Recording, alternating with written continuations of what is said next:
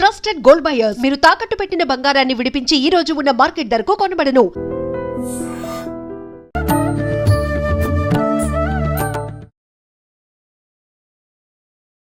Welcome to I dream ధర్మ మార్గం with Vijitha కార్యక్రమానికి స్వాగతం. ప్రస్తుతం మనతో పాటు ఉన్నారు శ్రీ విద్యా ఉపాసకులు సుధీర్ శర్మ కొరిడే. ఇప్పుడు వారితో మాట్లాడి వారాహి అమ్మవారి గురించిన సమాచారం అంతా కూడా తెలుసుకునే ప్రయత్నం చేద్దాం. నమస్కారం అండి. వారాహి అమ్మవారి నవరాత్రులు అతి త్వరలో మనకి ప్రారంభం అవబోతున్నాయి అంటున్నారు. కానీ చాలా మందికి ఒక కన్ఫ్యూజన్, ఈ మధ్య కాలంలో ఏ పండుగ వచ్చినా, ఏ విశేషమైన రోజు వచ్చినా ఈ రోజా ఆ రోజా అని ఒక కన్ఫ్యూజన్ ఉంటుంది. ఎప్పటి నుంచి ప్రారంభం అవుతున్నాయండి నవరాత్రులు? 26 జూన్ నుంచి 4 జూలై వరకు నవరాత్రులు. 26 జూన్ నుంచి 4 ఆషాఢ శుద్ధ పాడ్యం నుంచి ఆషాఢ శుద్ధ నవమి వరకు 9 రోజులు ఓకే పూజా కార్యక్రమాలు జరుగుతాయి.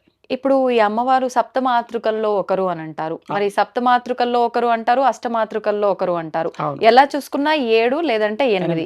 మరి 9 రోజులు నవరాత్రులు అంటే బేసిక్ గా ఎవరైనా ఆలోచించేది ఏంటంటే 9 రోజులు నవరాత్రులు అంటే ఒక్కొక్క రోజు ఒక్కొక్క రూపంగా ఆరాధిస్తారు అని చెప్పి. అసలు ఈ సప్తమాతృకల ఆవిర్భావం ఎప్పుడు జరిగింది, ఏంటి ఈ నవరాత్రుల విశిష్టత గురించి తెలియజేయండి. మనకు 9 రోజులు నవరాత్రులు విశేషంగా ఉపాసన చేసుకోవడానికి అదొక లెక్క. ఇప్పుడు మాతృకలు ఉన్నారు, మాతృకలు వచ్చి అమ్మవారి శక్తి స్వరూపాలు. మనకి ఇప్పుడు మనం పొద్దున్న లేస్తే చండీ హోమం అంటూ ఉంటాం కదా, ఈ చండీ హోమాలలో వీటి గురించి వస్తాయి. మీకు ఒక అధ్యాయంలో మీకు అమ్మవారి ఈ ఏవైతే శక్తులు ఉన్నాయో 7, 8 శక్తులు, సప్తమాతృకలు లేదా అష్టమాతృకలు. 8వ వచ్చి నారసింహి అంటే ప్రత్యంగిర. మీకు మిగతావన్నీ కూడా బ్రాహ్మి, మహేశ్వరి, కౌమారి, వైష్ణవి ఇవన్నీ ఉన్నాయి కదా. మీకు ఇప్పుడు అందుకే మీకు యథాదేవస్య యద్రూపం యథాభూషణ వాహనం అని చెప్పి మీకు చండీలో వస్తుంది. ఏ దేవత రూపం అయితే ఉన్నదో అదే దేవత యొక్క రూపాన్ని తీసుకొని శక్తి రూపంగా అదే వాహనాన్ని ఎక్కి అదే ఆయుధాలు ధరించి ఈ స్త్రీ శక్తులు ఆవిర్భవించాయని వస్తుంది మనకు దానిలో. అట్లనే మనకు బ్రహ్మ నుంచి బ్రాహ్మి, మహేశ్వరుడి నుంచి మహేశ్వరి, కుమారస్వామి నుంచి కౌమారి, విష్ణువు నుంచి వైష్ణవి, తర్వాత యజ్ఞవారాహమస్య అని మనకు యజ్ఞవరాహ స్వామి యొక్క రూపం నుంచి వారాహి అనేది వచ్చిందని దానిలో మీకు చంద్రులో చెప్తుంటారు. అట్లనే నారసింహి నృసింహస్య బిభ్రతి సదృశం వపుహు అని నరసింహస్వామి వారికి సమానమైన సేమ్ శరీరాన్ని కలిగి ఏ శక్తిగా వచ్చిందట, నారసింహి అనే ఆ శక్తిగా వచ్చిందట. ఆ నారసింహినే ప్రత్యంగిర అంటాం మనం. సో బేసిక్గా ఇవన్నీ అష్టమాతృకలు, సప్తమాతృకలు. దాని ప్రకారం మనకు పూజా పద్ధతి ఉన్నది. నవరాత్రుల్లో మనము మామూలుగా ఈ ప్రత్యేకంగా ఈ నవరాత్రులు గుప్త నవరాత్రులుగా, ఆషాఢ నవరాత్రులుగా వారాహి అమ్మవారికి అంకితం. సో కాబట్టి ఈవిడకి మనకి ఇప్పుడు మీరు అన్నట్టు రూపాలను చూసుకుంటే మానవులకు ఉపాసనా యోగ్యము అంటే జపం చేసుకునే యోగ్యంగా ఉన్న మంత్రాలు మనకు తెలుగునాట సంబంధించి ఆమ్నాయ మంత్రం అనే గ్రంథంలో మనకు అది మంత్రాలకు చాలామంది ఉపాసకులు మాకు అందరికీ అది దాన్ని ప్రామాణికంగా వాడుతుంటాం. అంటే మనం ఏదైనా జపం చేసుకోవడానికి ఆ జపానికి ఆ ఋషి హృదయాది న్యాసాలను ఉంటాయి అన్నట్టు.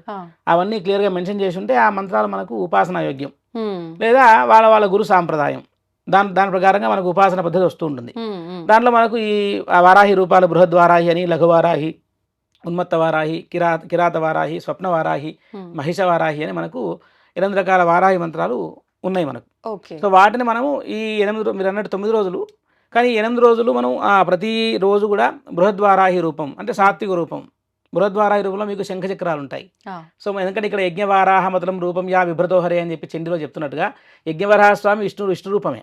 ఆ యజ్ఞవరాహ స్వామికి ప్రతిరూపంగా ఉన్నటువంటి ఈ అమ్మవారు వారాహిగా వచ్చింది కాబట్టి ఆవిడను అత్యంత సాత్విక దేవతగా పూజించి ఈ 9 రోజులు కూడా మనకు అంటే రూపాలు చూపించడం కష్టం, అంత వరాహముఖమే. వాళ్ళకి ఆయుధాలు అవి మారుతూ ఉంటాయి ఒక్కొక్క దేవత ప్రత్యేకతను బట్టి. మనకి ఇప్పుడు మనకు అష్టభుజాలతో ఉంది బృహద్వారాహి, 8 భుజాలు ఉంటాయి. కొన్ని వారాహి అమ్మవార్లకు 4 భుజాలే ఉంటాయి, చేతిలో నాగలి, ఒక దండం ఉంటాయి. సో కాబట్టి ఈ 9 రోజులు మనము బృహద్వారాహిని ప్రత్యేకంగా పూజ చేసుకోవచ్చు. లేదంటే వేరే ఇప్పుడు 8 రకాల వారాహి అమ్మవార్లకి 8 అష్టోత్తరాలు ఉన్నాయి, వాటిని చదువుకుంటూ కూడా ప్రతిరోజు మనం పూజ చేసుకోవచ్చు. ఓకే. ఇప్పుడు ప్రత్యేకించి అంటే ఈ అమ్మవారి రూపాలు కానివ్వండి, అమ్మవారి ఆరాధన గురించి ఎక్కడ ఉంది అంటే ఈ మధ్య కాలంలో మీరు కూడా వినే ఉంటారు, అసలు అమ్మవారు ఏదో కొత్తగా ఒక మనిషిగా ఫేమ్ వచ్చి బయటకు వచ్చినట్టు అమ్మవారి గురించి కూడా అలా సడన్ గా తెలియటము, పూజలు విధానాల గురించి చెప్పటం వల్ల అసలు ఎక్కడ లేదేమో శాస్త్రాల్లో కొత్తగా పుట్టుకొచ్చిన దేవత గురించి అలా మాట్లాడుతున్నారేమో అనే ఆలోచన వస్తుంది. ఎక్కడ ఉంది అమ్మవారి గురించి కానీ? మనకు చాలా క్లియర్ గా అసలు బ్రహ్మాండ పురాణంలో లలితోపాఖ్యానం అనేటువంటి ఆ ఘట్టంలో మనకు లలితా అమ్మవారికి మంత్రినాథ, దండనాథ, వారాహి అమ్మవారిని దండనాథ అంటారు. ఇప్పుడు సంగీతపరంగా చూసుకుంటే ముత్తుస్వామి దీక్షితుల వారు దండనాథయ రక్షితోహమని కీర్తన కూడా రాసింది ఆయన. సో మనకు మంత్రశాస్త్రంలో ఈ అమ్మవారికి చాలా పెద్ద పీఠ. కాకుండా ఏంటంటే ఆ మంత్రశాస్త్రానికి సంబంధించి ఆ మనిషికి జ్ఞానం ఉంటే కానీ మాట్లాడతాడు, లేకుంటే మాట్లాడాడు. ఉపాసనా పరంగా శ్రీ విద్య ఉపాసన కలిగి ఉండి ఆ. ఇప్పుడు లలితా అమ్మవారికి ఎట్లా అయితే శ్రీచక్రార్చన విధానం ఉన్నదో ఈ వారాహి అమ్మవారికి కూడా వార్తాళి సపర్యా పద్ధతి దండినీ క్రమం అనే అర్చనా విధానం ఉంది. లలితా అమ్మవారికి ఎంత విశేషంగా శ్రీచక్రార్చన ఉందో అంతకంటే ఎక్కువ దేవీ దేవతల సమూహంతో ఈ పరివారం ఇంకా నిండిపోయింది. లలిత వారాహి అమ్మవారు కూడా వారాహి మేరు ఉంటుంది. ఇదేమి మామూలు దేవత కాదు, శ్రీచక్రం ప్రత్యేకంగా. అందుకే ఈ దేవతలకు అన్నిటికీ కూడా మానవులకు ఉపయోగమైనవే, అన్నీ కూడా మానవుల యొక్క కళ్యాణం కోసమే. ఏ దేవతను ఏ మనిషి పూజించినా ఆ దేవత వాడికి ఆశీర్వదించి వాడి యొక్క ఉన్నతిని కలుగజేస్తుంది. వాడికి మనం ఎక్కడ వినము ఈ ఫలానా వ్యక్తి ఈ ఫలానా దేవతను బాగా పూజించాడండి అందుకోసం ఆ దేవత కోపానికి వచ్చిందండి అని వింటాం. ఎక్కడ ఏ మానవుడు ఏ దేవతను పూజించి నష్టపోయింది లేదు. కాకుంటే ఒక వ్యక్తి గైడెన్స్తో ముందుకెళ్ళాలి.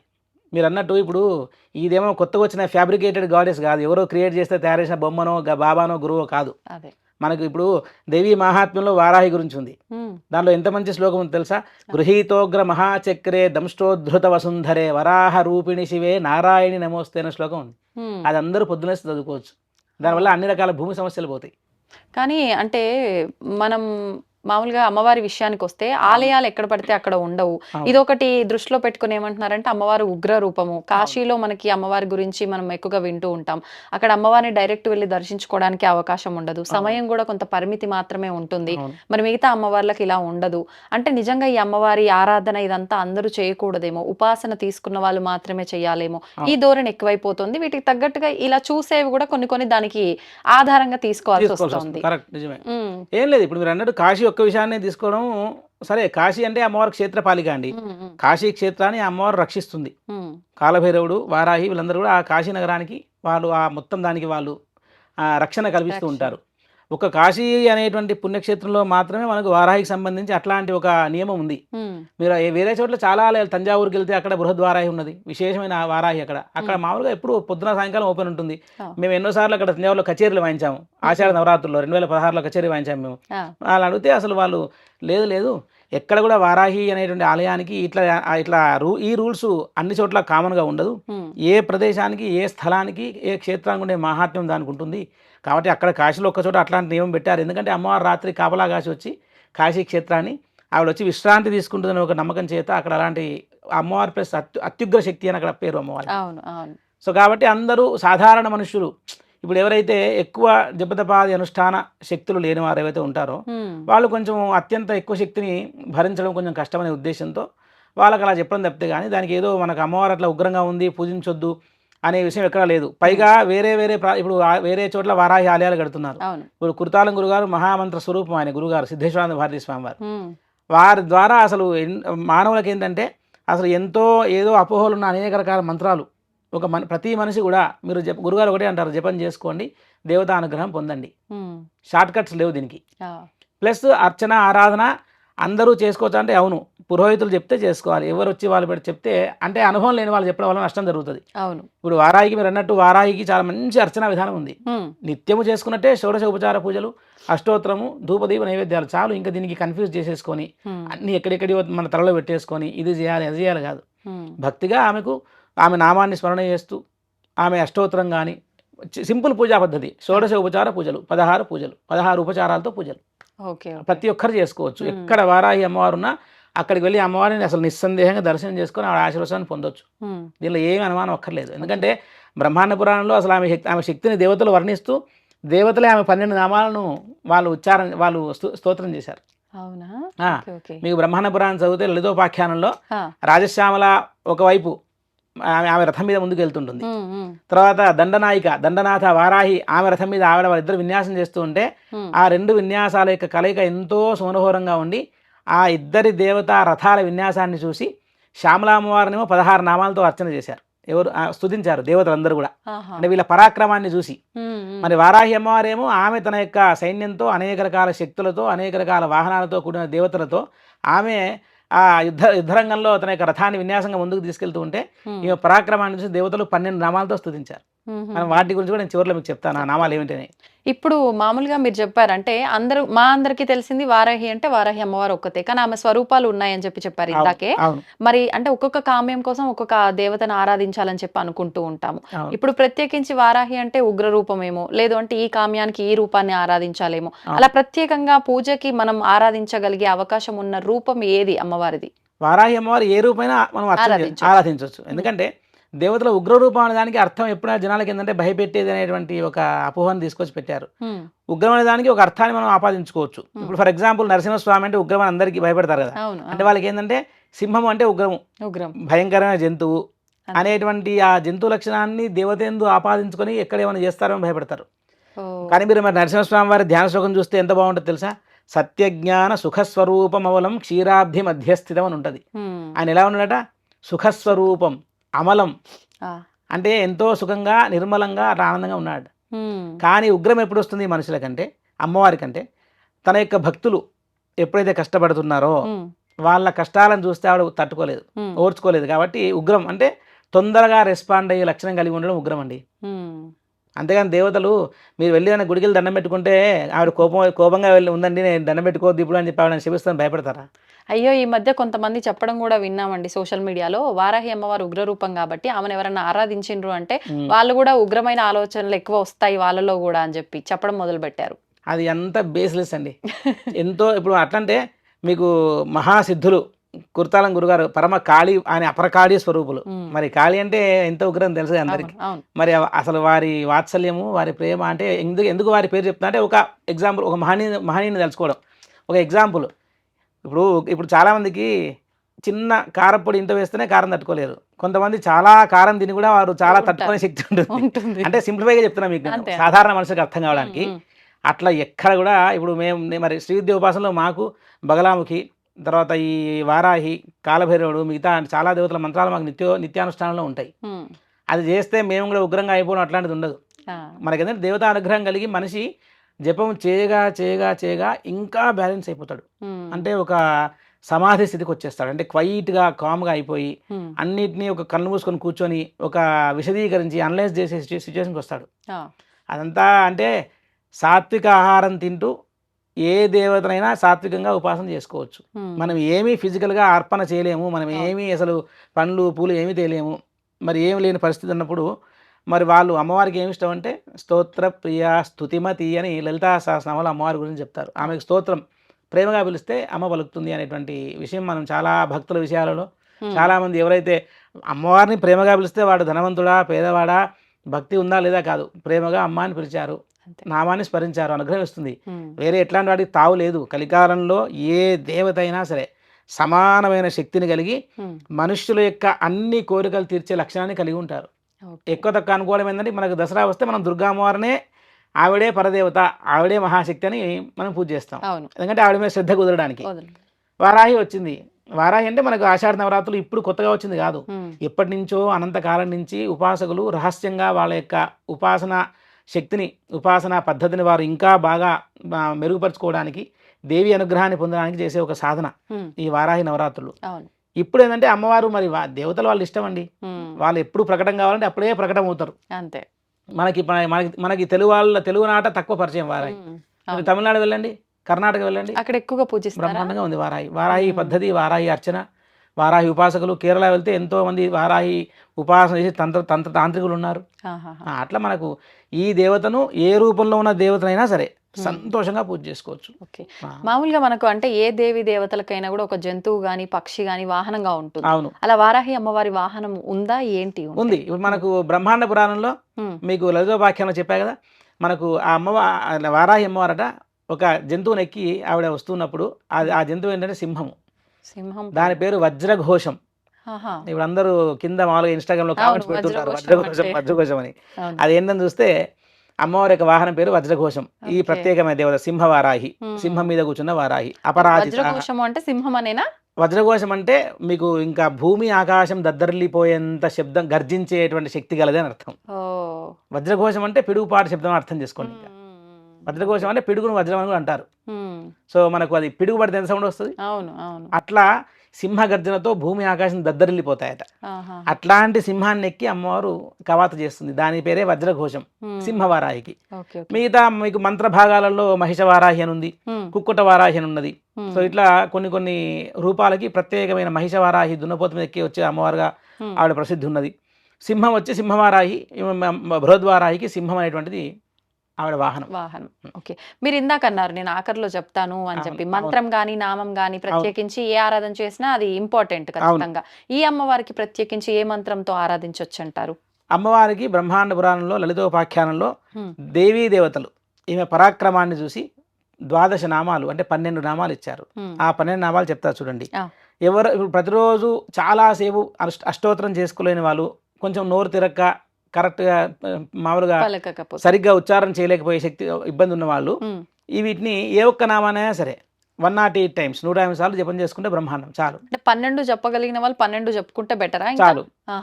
12 చెప్పగలిగిన వాళ్ళు 12 నామాలని 12 × 9 సార్లు చెప్తే 108 పేర్లు అయిపోతాయి. అట్లా కూడా చెప్పుకోవచ్చు. అంటే ఒక సులువు కోసం చెప్పడమే. లేదంటే అష్టోత్తర వారాహి అష్టోత్తరం ప్రత్యేకంగా ఉంది, వారాహి సహస్రనామం ఉంది, వారాహి కవచం ఉంది, వారాహి స్తోత్రం ఉంది, అన్నీ ఉన్నాయి. అంటే ఈ దేవతకు ఎంతో ఉపాసన మార్గం, ఎంతో ఉపాసన పద్ధతి ఉంటే తప్ప కానీ ఇవన్నీ ఉండవు. ఏదో నిన్నగాక మొన్న వచ్చిందంటే కాదు. వారాహికి అసలు ఎంత విశేషమైన ఆవరణార్చన, ఒక్కొక్క ఆవరణం ఒక్కొక్క లేయర్కి ఒక్కొక్క తంతుకి ఆమెకు విశేషమైన అర్చనా పద్ధతి ఉన్నది వారాహికి చాలా. ఇప్పుడు ఆ 12 నామాలు చూద్దాం మనం. ఫస్ట్ మొట్టమొదటి పేరు అమ్మవారి పేరు పంచమి. పంచమి తిథి పేరు కదా ఇది, కానీ మీకు సప్తమాతృకల్లో 5వది కాబట్టి పంచమి. ఓకే. తర్వాత ఇంకొకటి అనుకోవచ్చు, పంచమి అంటే పంచభూతాలకి అధిపతి కాబట్టి పంచమి అని కూడా అనుకోవచ్చు. పంచమి అని పేరు ఉంది కాబట్టి మరి ఏం చేసుకోవచ్చు చెప్పంటే పంచమ్యై నమః అని చేసుకోవచ్చు.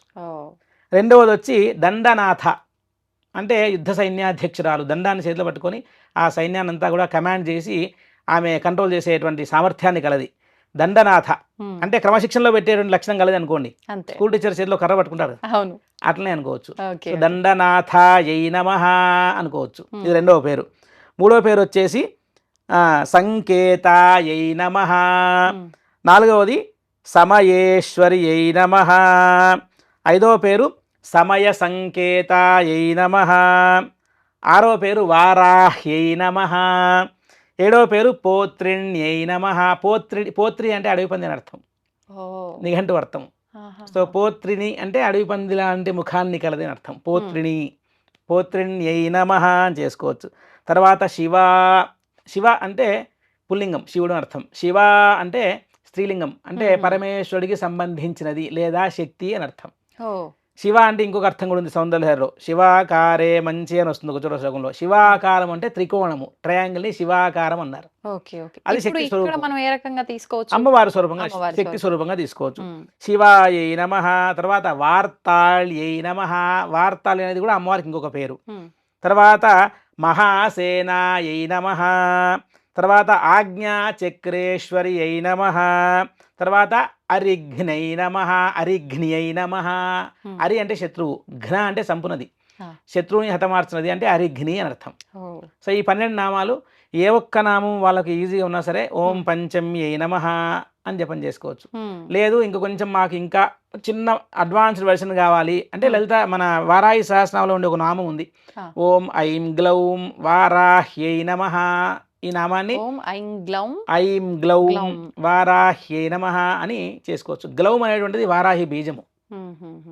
ఎట్లయితే చెట్టు విత్తనంలో మన విత్తనంలో చెట్టు దాగి ఉంటుందో అట్లా ఈ బీజం అంటే విత్తనం తెలుసు కదా, సీడ్ అంటే ఓం శ్రీం క్రీం ఇట్లా ఈ టైప్ లో అది బీజం. అవన్నీ బీజాలే. ఇప్పుడు శ్రీం హ్రీం క్లీం అన్ని కూడా బీజాక్షరాలే. దేవతా తత్వం దాంట్లో ఉంటుంది. ఇప్పుడు ఎంతో పెద్ద మర్రి చెట్టు ఇంత చిన్న గింజలో ఉంటుంది. మీరు దాన్ని కట్ చేసి చూపించండి అంటే మీకు కనిపిస్తుంది కదా. దాన్ని కొంచెం సాధన చేయాలి, మంచి మట్టిలో పాతాలి, అది మొలకెత్తాలి, దానికి నీళ్ళు వేయాలి, దాన్ని కాపాడితే అప్పుడు మహావృక్షం అవుతుంది. అట్లా అని చెప్పి కట్ చేసి చూస్తే ఏం కనిపిస్తుంది మీకు, అంటే ఒక ప్రాసెస్, అది వృధా అంతే. కాబట్టి ఈ దేవత వారాహి బీజం కూడా గ్లౌమ్ అనేది బీజం. ఈ గ్లౌమ్ అనే మంత్రాన్ని మనం ఎప్పుడూ కూడా కంటిన్యూస్ గా మనసులో అనుకుంటూ ఉన్నా కానీ మీకు అమ్మవారి యొక్క అనుగ్రహం కలుగుతుంది. ఓన్లీ గ్లౌమ్ చాలు, గ్లౌమ్. దాన్ని కరెక్ట్ గా పలకాలి. అదే ప్రాబ్లం, ఎందుకంటే అందరూ చేసుకోవచ్చు, ఎవరికి ఏమి అడ్డు ఆపేం లేదు. కాకుంటే ఒక ప్రాపర్ గైడెన్స్ తో ఎక్కడ శ్లోకాన్ని కానీ స్తోత్రాన్ని కానీ ఎక్కడ ఆపాలి, ఎక్కడ ఆ పదాన్ని విడగొట్టాలి, ఎక్కడ కలపాలి తెలుసుకోవాలి. కానీ ఇప్పుడు బీజాక్షర మంత్రం గనక మనకు చేరింది అని అంటే ఖచ్చితంగా గురువు ద్వారానే తీసుకోవాలి కదా. ఇప్పుడు ఇది చేయాలంటే గురువు ద్వారా మామూలుగా నామాల్లో ఒకటి ఓం ఐం హ్రీం శ్రీం శ్రీమాత్రే నమః అన్నట్టుగానే ఇది మామూలుగా ఓం ఐం గ్లోం వారాహి నమః అని అన్ని నామాలకు కూడా కలిపి చెప్తూ ఉంటారు. ఈ ఐం గ్లోం అనేటువంటిది ప్రిఫిక్స్, ఈ ముందు ఏవైతే బీజాక్షరాలు ఉన్నాయో మనకు వారాహి సహస్రనామాల్లో అన్ని నామాలకు ముందుగా కలిపి చెప్పుకోవచ్చు. దీనికి ఏమి నియమం ఇబ్బంది లేదు, చేసుకోవచ్చు. ఓకే, ఇప్పుడు ఇది పర్టికులర్ గా ఈ వారాహి నవరాత్రులు 9 రోజులే చేసుకోవాలా, లేదు అంటే నిత్యం కూడా చేసుకోవచ్చు అండి? ఏ దేవత అయినా సరే నిత్య ఉపాస్య దేవతలు వీళ్ళందరూ కూడా పొద్దున్న లేస్తే ఏదో ఇది ఎండాకాలం వానకాలం లాగా కాదు. మనకు మానవుడు తన యొక్క ఉన్నతి కోసం, తన వెల్ఫేర్ కోసం చేయగలిగే ఒకటి పూజ. ఓకే, అది చేయనాడు మనం ఆలోచన చేయాల్సి వస్తుంది. చేసినాడు మనకు ఎంతో పెద్ద కష్టం కూడా ఇంత చిన్నదాంతో వెళ్ళిపోతుంది. కాబట్టి ఏ దేవత అయినా సరేనండి ప్రతి నిత్యము ఉపాసన చేసుకోవచ్చు, ప్రతిరోజు అనుష్ఠానం చేసుకోవచ్చు. దానికి ఏమి నియమం లేదు. పొద్దున స్నానం చేసి పూజ చేసుకుని బయటికి వెళ్ళిపోయారంటే ఇంకా తర్వాత మీ లైఫ్ స్టైల్ మీదే. అన్ని మిక్స్ చేసుకోవద్దు. ఇది తినొచ్చా, అది తాగొచ్చా, ఇది చేయొచ్చా, అది చేయొచ్చా. ఫస్ట్ పొద్దున్నలోగానే స్నానం చేసి శుభ్రంగా ఉన్నప్పుడే పూజ చేసుకుని బయటికి వెళ్ళిపోవడమే. అక్కడ నీకు స్వామివారి దగ్గర అటెండెన్స్ పడ్డది చాలు. ఇంకా తర్వాత ఆ రోజంతా దీనికే లింకప్ చేసుకొని నేను ఇది చేస్తే అదవుతుందా, అది చేస్తే వారి నిత్యము చేసేటువంటి లైఫ్ స్టైల్ వాళ్ళ దాంతో ముందుకెళ్ళిపోవడమే. అన్ని కలుపుకొని కన్ఫ్యూజ్ కావద్దు. ఓకే, అయితే ఇప్పుడు ప్రస్తుతం అంటే ఉన్న పరిస్థితుల్లో ఒకరు భక్తితో ఆరాధిస్తారు, అది ఉపాసన అయినా ఆరాధన అయినా. కొంతమంది ఇష్టంతో చేస్తారు భగవంతుడి పైన, కొంతమంది కామ్యం కోసం చేసే వాళ్ళే ఎక్కువగా ఉంటారు.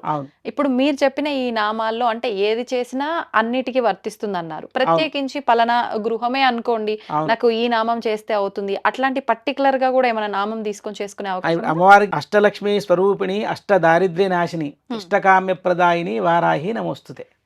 ఇంకా మీకు అష్టలక్ష్మి స్వరూపిణి అని చెప్పినప్పుడు అమ్మవారు మీరు అన్నట్టు కామ్యం అంటే కోరిక, అంతే. మంచి కోరికను కామ్యం అంటారు.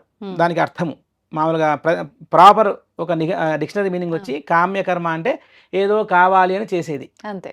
ఇప్పుడు నా మనోవాంఛ తీరింది అంటారు, అంటే నా కోరిక తీరింది. కోరిక అంటే ఏంటి? నాకు ఏదో ఇల్లు కట్టుకోవాలి, కారు కొనుక్కోవాలి, మంచి ఉద్యోగం కావాలి. ఇవన్నీ మనిషికి ఉండేటువంటి కామ్యాలు, అంటే కోరికలు. ఇప్పుడు మీరు అన్నట్టు ఈ దేవతకి మీరు ఏ కామ్యము, ఏ అభీష్టము సిద్ధించాలన్నా కూడా ఈ దేవతను పూజించవచ్చు.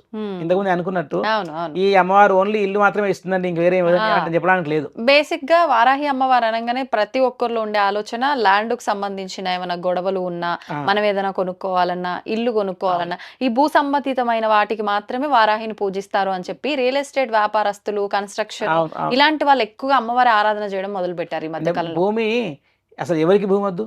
అందరికీ పండాలంటే భూమి లేకుండా పంట ఎక్కడి నుంచి పండుతుంది? అంతే. మనకు పంటలు బాగా వండి, కరువు లేకుండా ఉండి, భూమి సస్యశ్యామలంగా ఉండాలంటే మరి భూవరాహస్వామి విగ్రహం కావాలి కదా. మరి తింటం లేకుంటే. అవును. కాబట్టి మరి అక్కడి నుంచే ప్రారంభం చేసుకుంటే మరి భూమి లేకుంటే అసలు ఏమున్నాయి? భూమి లేకుంటే మనకు వస్త్రాలు లేదు, బంగారం లేదు, ధాన్యం లేదు, ధనం లేదు, పెట్రోల్ లేదు, అసలు మనమే లేము. కాబట్టి భూమి అనేటువంటిది మనకు అందరికీ ఆధారం. ప్రతి ఒక్క మనిషికి కానీ జంతువుకి కానివ్వండి భూమి ఒక ఆధార స్థానం. అది లేకుండా ఏ మనిషి ఏం చేయలేడు. ఇల్లు కట్టినా, గుడి కట్టినా, చెరువులు తవ్వినా, నదులు అసలు భూమి లేకుండా. అందుకని చెప్పి మీరు అన్నట్టు అంటే ఏం లేదు, దీన్ని ఒక్క దేవతనే హైప్ చేసేసి ఇంకా ఏమే ఈ టైంకి వచ్చి మళ్ళీ మీరు చూడండి, ఇప్పుడు ఆషాఢ నవరాత్రులు మాత్రమే వారాహి గుడికి వెళ్తారు, మళ్ళీ తర్వాత ఒక్కడు కూడా గుడికి పోరు. ఎందుకంటే ఏదేదో ఒక ఫార్మాలిటీ లాగా అయిపోయింది, ఇది చేస్తే అయిపోయింది. కాదు, అట్లా కాదు కదా. ఇప్పుడు ఒక దేవతా స్వరూపము ఎంతో జన్మల పుణ్యఫలం ఉంటే కానీ ఇట్లాంటి విశేష దేవతా స్వరూపాన్ని మనం తెలుసుకోలేము. ఇప్పుడు మాకు మరి నేను ఆస్ట్రేలియాలో 2012 నుంచే వారాహి నవరాత్రులు చేస్తూ వస్తున్నా, 14 ఏళ్ళు మరి ఇప్పటికీ చూసుకుంటే.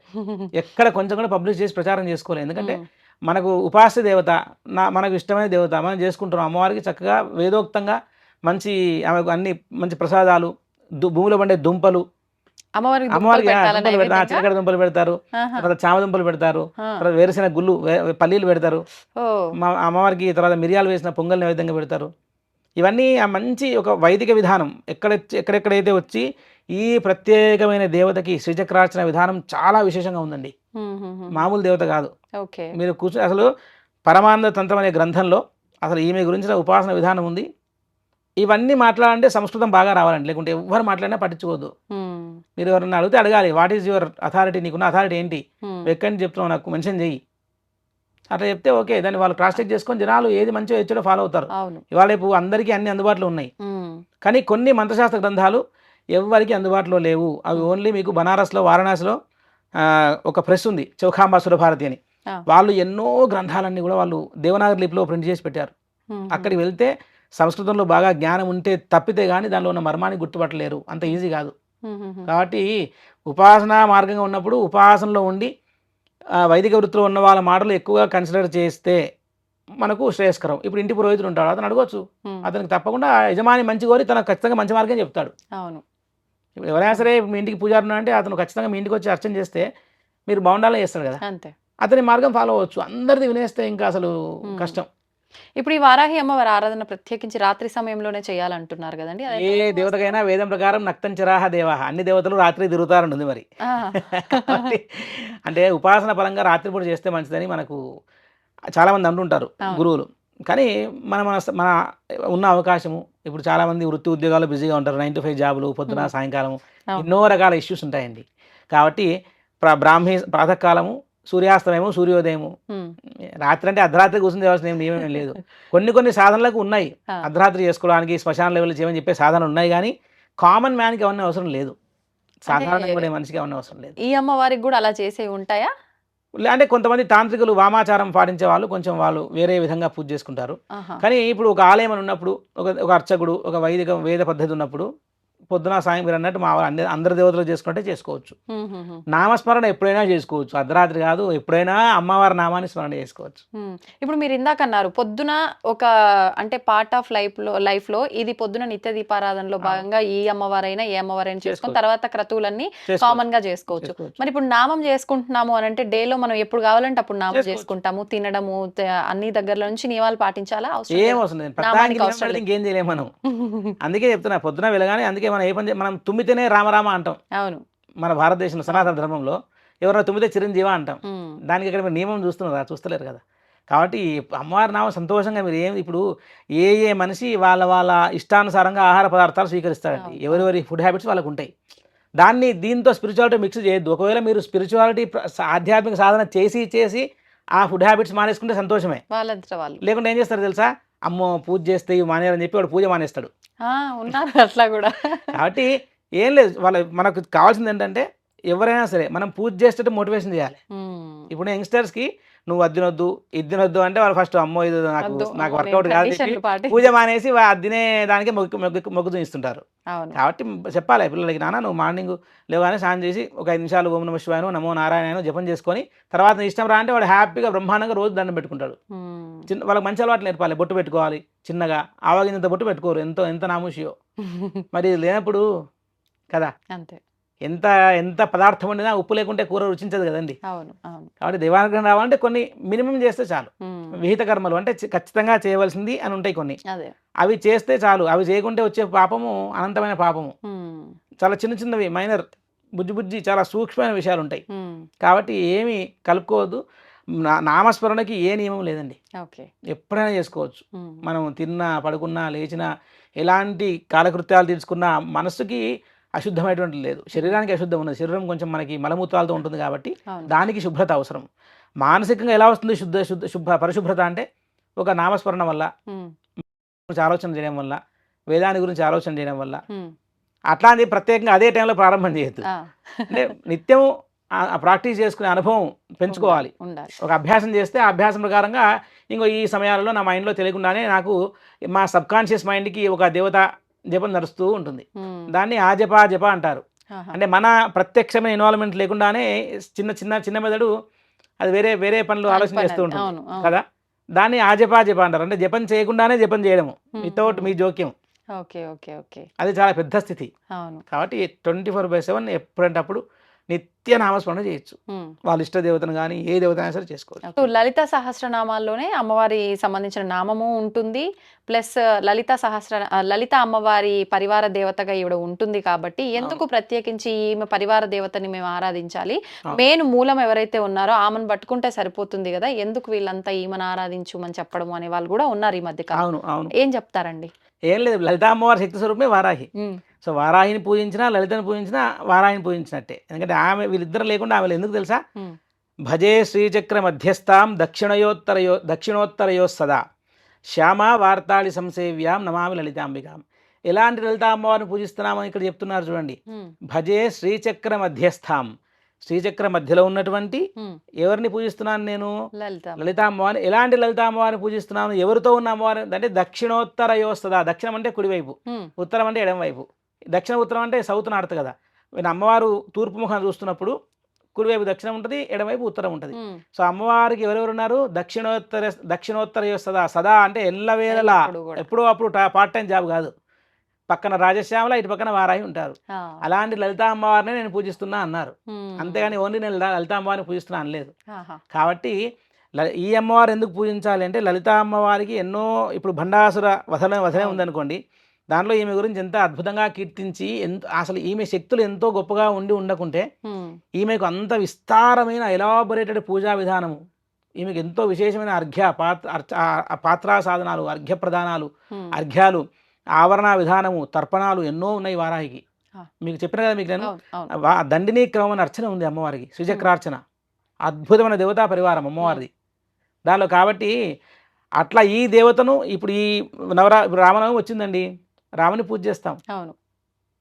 అదెందుకంటే విష్ణు ఉన్నాడు కదా, రాముని ఎందుకు పూజ చేస్తున్నారంటే రామావతారం ఇచ్చేటువంటి సందేశం రామావతారం ఇచ్చింది, ఆదర్శ పురుషుడు కాబట్టి రాముని పూజించుకుంటున్నాము. ఆయనే విష్ణు అవతారమే కదా. అదేవిధంగా లలితామ్మవారి స్వరూపమే వారాహి కాబట్టి ఆమె స్వరూపం యొక్క విశేషాన్నే మనము వారాహి రూపంగా అర్చన చేస్తున్నాం. ఆమె ఆవిర్భవించిన సృష్టే, అందుకని చెప్పి వారాహిని పూజ చేసుకుంటున్నాము. మరి అట్లా అంటే అదేంటండి అట్లా అంటున్నారు, చాగంటి గారు గరికబడి గారు ప్రవచనాలు చెప్తున్నారు, మీరు చెప్తే ఎందుకు వినండి అని అడిగితే ఎట్లుంటుంది? దేని ప్రత్యేకత దానికే ఉంది.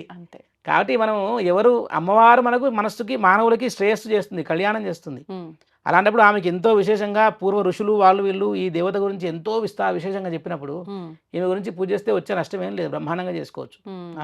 విశేషంగా మనకు నచ్చింది మనం తప్పులు లేకుండా ఏదైనా చేసుకోవడంలో ఎలాంటి తప్పు లేదు, సందేహం కూడా లేదు అందులో. ఇంకా అసలు ఒక రకంగా అడిగితే అసలు మీ ఇంట్లో మీరే పూజారి, ఇంకా 100 మంది 100 రకాలు చెప్పేసి వాళ్ళకు ఉండేటువంటి అథెంటిసిటీ ఏంటి, అసలు అధికారంగా ఎక్కడి నుంచి చెప్తున్నారు ఇవాళ రేపు, అది ఇబ్బంది, కొంచెం అందరికి నమ్మడం కష్టంగా ఉండొచ్చేమో. కాబట్టి ఏంటంటే వాళ్ళకు మనం ఎట్లయితే మన పిల్లల్ని మనం పుస్తకం చదివి పెంచాం కదండి, మీకు పిల్లలు అంటే మీ పిల్లలు మీరు పెంచుతారు, మీ పద్ధతి ప్రకారం పెంచుకుంటూ వస్తారు, పిల్లలు బాగుండాలని చూస్తారు. అంతేగాని లేదండి పక్కింటి వాళ్ళ పెంచుతున్నారని చెప్పి వాళ్ళ పుస్తకం తీసుకొచ్చి సిలబస్ తీసుకొని పెంచారు కదా. అట్లనే మన ఇంటి దేవత కూడా మన పిల్లలాగే అనుకోవాలి. మరి అంటే ఈజీ చేయడానికి, సులువు చేయడానికి. కాబట్టి మీ ఇంట్లో మీరే పూజారి, ఏడాదికి ఒక రోజు మీ ఇంటికి బ్రాహ్మణుడు అర్చన పూజ చేస్తే మీరు అతను చెప్పిన పద్ధతి ప్రకారం చక్కగా చేసుకుంటారు. అంతేగాని అనుమానం అనేదే లేదండి. దేవత యందు విశ్వాసాన్ని కలిగి మంచి శుభ్రంగా శుద్ధమైన మనసుతో అర్చన చేసుకొని ఓ నామాలు చదవాలి అంటే వినండి. చాలామంది రికార్డ్ చేసి పెట్టారు. ఇప్పుడు బాంబే సిస్టర్స్ అద్భుతంగా ఉచ్చారణ దోషాలు లేకుండా ఎంతో మెటిక్యులస్గా చదివి పెట్టారు. అలాంటివి వింటూ చేసుకోవచ్చు. ఏం దోషం ఉంది? ఏం దోషం లేదు. వరాహి అమ్మవారి ఫోటో ఇంట్లో ఉంచొచ్చా? అద్భుతంగా ఉంచుకోవచ్చు, తప్పలేదు. ఏ దేవత ఫోటో ఉంచుకోవచ్చు. అంటే చాలా మంది అదే మనం ఇందాకనే అనుకున్నాం కదా, వద్దు ఉగ్ర రూపము అని, లేకపోతే అలా వద్దు అని చెప్పి లలిత అమ్మవారిని పెట్టుకుంటే ఇంకా పరివార దేవతలుగా ఉన్నారు కాబట్టి అమ్మవారి ఫోటోనే పెట్టాలి. లలిత అమ్మవారితో పాటుగా శ్యామలాని వారాహిని కలిసిన ఫోటో పెట్టుకోవాలి, ఉత్తమం. అద్భుతంగా ఉంటుంది. ఉత్తమం అంటే ఇంకా అసలు అది కదా త్రిశక్త్యాత్మక 3 శక్తులు ఒక చోట. లలిత అమ్మవారి యొక్క శక్తులే వాళ్ళిద్దరు. ఇప్పుడు రాజశ్యామల అనే అమ్మవారు, ఆమె పేరు రాజమాతంగి అని పేరు ఆమెకి. ఆమెకు సంగీత నాయిక అని పేరు. ప్రత్యేకంగా విద్యార్థులు, చదువుకునే వాళ్ళు, ఆర్టిస్టులు, మ్యూజిషియన్స్ అందరూ కూడా ఇంకా ఆమెను ఎక్కువ పట్టుకోవాలి ఈమెకంటే అని అడిగితే. ఎందుకంటే ఆమెకు ఎక్కువ అట్లాంటి కళలు వాటి యందు ఆమె అనుగ్రహించే లక్ష్యం ఎక్కువ కలిగి ఉంటుంది. కాబట్టి అందుకే శ్యామ వార్తాలి, శ్యామల వారాహి కలిసిన లలిత అమ్మవారి ఫోటో ప్రతి ఒక్క మానవుడు ఇంట్లో ఏమీ సందేహం అనేదే లేకుండా పెట్టుకోవచ్చు. దానివల్ల ఎలాంటి నష్టం ఎవరికి జరగదు. సంతోషం అండి, చాలా మంచి విషయాలు తెలియజేశారు. నిజంగా అంటే ఒక్కొక్కరికి ఒక్కొక్క డౌట్ వచ్చేస్తుంది. ఒకరు చెప్పింది వినడం వల్ల ఇలా, ఇంకొకరు చెప్పింది వినడం వల్ల ఇలా అని చెప్పి మొత్తానికైతే ఒక క్లారిటీ వచ్చేసింది. బ్రహ్మాండంగా అందరూ వారాహి యందు విశేషమైన భక్తిని శ్రద్ధ నుంచి ఎక్కడ ఆలయం ఉన్నా వెళ్ళి, ఇంట్లో కుదరకుంటే ఆలయానికి వెళ్ళి ప్రదక్షిణాలు చేసుకొని అమ్మవారికి ఒక పక్కన కూర్చొని ఆమె నామాన్ని కొన్నిసార్లు జపం చేసుకొని వెళ్ళినా కూడా మంచిది. అంటే ఎంతో చేయాలని అనుకోవడం కరెక్ట్ కాదు. పాతకాలంలో తక్కువ తెలుసుకొని ఎక్కువ చేసేవాళ్ళు, ఇప్పుడు ఎక్కువ తెలుసుకొని ఏం చేయట్లేదు, అసలు చేయాలన్న ప్రయత్నం కూడా చేయట్లేదు. దాంట్లో ఇప్పుడు అందరూ మాలాంటి వచ్చి కూర్చొని అందరు తలవాటు చెప్పి వెళ్ళిపోతుంటారు. ఎవరిది వినాలి, ఎవరిది చేయాలి అనేటువంటిది చాలా పెద్ద సమస్య అయిపోయింది. కాబట్టి ప్రాపర్గా దేనికైనా సరే అండి, వేదాల్లో వాటిలో గ్రంథాల్లో మనకు ధర్మ గ్రంథాలు అన్నింటిలో కూడా ప్రతిదీ పూజా విధానం మంచిగా మనకు అసలు ఏ ఒక్క క్వశ్చన్ కూడా ఆన్సర్ ఇవ్వకుండా వదిలిపెట్టబడలేదు. కాకుండా దానికి తగ్గట్టు కరెక్ట్గా చెప్పేవాడు రావాలి. అంతే. అప్పుడు వాళ్ళకు జనాలకు బాగా ఓహో ఇతను చెప్పేది కరెక్ట్గా ఆథెంటిక్గా చెప్తున్నాడు, అధికారికంగా చెప్తున్నాడు అనేటువంటి విషయం అందరికీ తెలిసి ఇంకా బాగా ఆధ్యాత్మికతను ప్రాక్టీస్ చేస్తారు. కాబట్టి అందరూ నిస్సందేహంగా వారాహి నవరాత్రులు చేసుకోవచ్చు. ధన్యవాదాలండి. శ్రీమాత్రే నమః. శ్రీమాత్రే నమః.